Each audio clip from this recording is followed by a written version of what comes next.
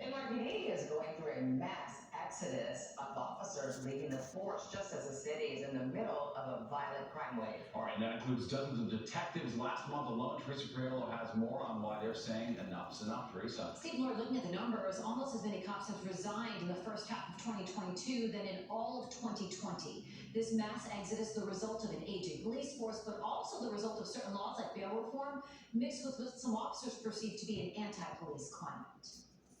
The search is on for the next generation of New York's finest, now that veteran cops are resigning or retiring en masse.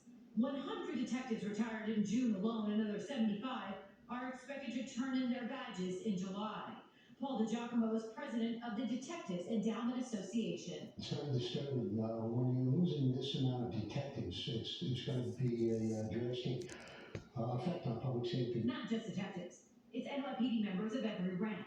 In 2020, 553 cops resigned, 2,599 retired. In 2021, 1,053 resigned, 1,654 retired. And for the first half of 2022, 497 have resigned already, 594 have retired.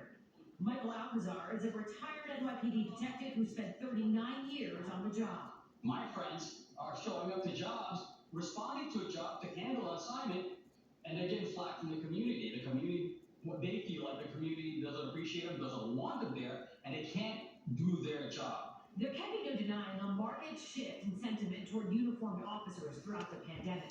But then there's bail reform and a change in the way the DAs are handling cases. Detective Alcazar points out the officers up for retirement are also a part of a very large class. When the older guys are like my age, staying to like 30, and then they're throwing them back on patrol, it's probably not good for your health. For most guys, we can't handle patrol. We're old men in our 50s. We can't go back on patrol. So age absolutely comes into the formula. The problem is not only are officers retiring, new prospects aren't signing up in equal numbers. I have students that are aspiring to be police officers. They were supposed to go in this last April class. They turned it down.